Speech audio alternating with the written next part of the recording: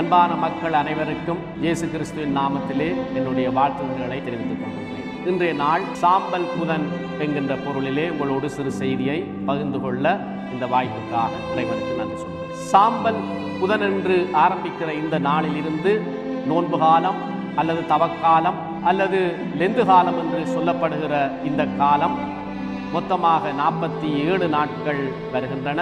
அதிலே 7 ஞாயிற்றுக்கிழமைகள் போக மிகுதி 40 நாட்களும் தவக்காலமாக அனுசரிக்கப்பட்டு வருகின்றன. ஏன் இந்த தவக்காலத்தினுடைய முதல் நாள் சாம்பல் புதன் என்று சொல்லப்படுகிறது?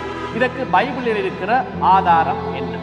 தானியேல் 9ஆம் அதிகாரத்தில் 3-4 வசனங்களில் அவர் தான் சாக்கு உடை உடுத்தி சாம்பலிலே அமர்ந்து இறைவனை மன்றாடினதாக, தன்னுடைய பாவங்களுக்காக மனம் வருந்தினதாக அவர் கூறுகின்றார். இன்னொரு திருமறை ஆதாரத்தை பார்ப்போமானால் ஜோனா 3ஆம் அதிகாரம் 1-10 வசனங்களிலே ஜோனா தீர்க்கதரிசி அங்கே நினிவே பட்டணத்துக்கு போய் மக்களுடைய பாவங்களுக்கு எதிராக கடவுளுடைய தண்டனை வரும் என்று அறிவிக்கிறார். அங்கு மக்கள் சிறியோர் முதல் பெரியோர் வரை தங்களுடைய பாவங்களிலிருந்து மனம் திரும்ப உண்ணா நோன்பு அறிவித்து சாக்கு உடை உடுத்தி சாம்பலிலே உட்காருகிறார்கள். இதை அறிந்த அரசன் கூட தன்னுடைய அரச ஆடைகளை களைந்து போட்டு சாம்பலிலே உட்காருவதை பார்க்கிறோம். இவ்வாறு நாம் பார்க்கின்ற பொழுது இன்னொரு திருமறை அங்கு எரேமியா தீர்க்கதரிசி அவரும் கூட சாம்பலிலே உட்காருவதை குறித்து சொல்லுகின்றார். நாம் புதிய ஏற்பாட்டுக்கு வருவோமானால் இயேசு கிறிஸ்து பெத்சாயிதா நகரே, கோராசின் நகரே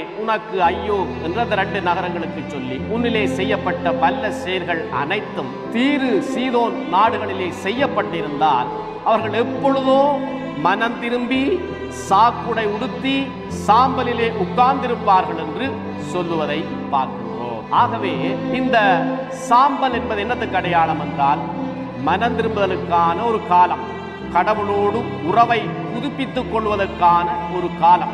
சாம்பல் அதற்கு அடையாளமாக இருக்கின்றது. சாம்பல் அழிவுக்குரியதாக காட்டப்படுவது மட்டுமல்ல, நம்முடைய சிந்தனைகளையும் நம்முடைய செயல்பாடுகளையும் மனமாற்றத்துக்கூடாக புதுப்பித்துக் கொள்ளுகிற நாளாக அனுசரிக்கப்படுகின்றது. பழைய ஏற்பாட்டு பைபிளிலே நாம் பார்க்கின்ற பொழுது அங்கு அரசர்கள், குருக்கள், ஏன் இறைவாக்குனர்கள் கூட சாதாரண மக்களோடு சேர்த்து அனைவருமே இந்த சாம்பலிலே உட்கார வேண்டும் என்று இறைவன் வலியுறுத்துகின்றார். திருச்சபை மரபிலே நாம் பார்ப்போமே ஆனால் தென்னம் குருத்தோலையிலே செய்யப்பட்ட சிலுவைகளை சாம்பல் புதனன்று எரித்து கிறிஸ்தவ மக்கள் சில சபைகளிலே நெற்றியிலே பூசிக்கொள்கிறார்கள். இவ்வாறு சாம்பலை பூசுவது புனிதம் அடைவதற்கான முயற்சியாக, பிரயாசமாக இவைகள் இருக்கின்றன.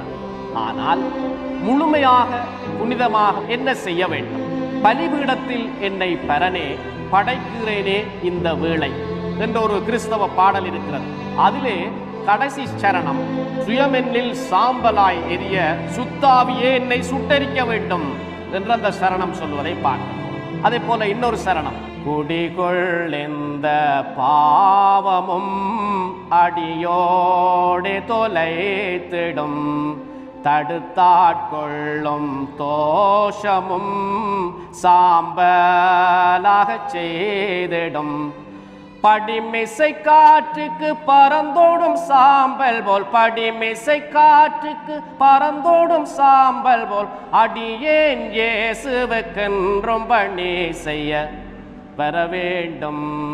பரநாவியே இறங்கும் சுடராய்மவியே, தடுத்தாட்கொள்ளும் எந்த தோஷமும் சாம்பலாக செய்திடும். அது மட்டுமல்ல, நான் படிமிசை காற்றுக்கு பறந்தோடும் சாம்பல் போல் அடியேனுக்கு என்றும் பணி செய்ய வேண்டும். இவ்வாறு நடப்பதற்காகத்தான் சாம்பல் புதனில் இருந்து அனுசரிக்கப்படுகிற தவக்காலம் என்பது நம்முடைய பாவங்கள், சாபங்கள், தீங்கு நினைவுகள், தீய செயல்கள் அனைத்துமே தூய ஆவியானவரால் சுட்டரிக்கப்பட்டு நாம் புனிதர்களாக்கப்பட வேண்டும். இவ்வாறு புனிதர்கள் ஆக்கப்பட்டு இந்த தவக்காலம் முடிகிற பொழுது இறை சித்தம் செய்ய, இறை பணியாற்ற துடிப்பு மிக்கவர்களாக, மகிழ்ச்சி மிக்கவர்களாக நாம் மாற வேண்டும், அர்ப்பணிக்க வேண்டும், ஒப்படைக்க வேண்டும் என்பதே இந்த தவக்காலம், இந்த சாம்பல் புதன்.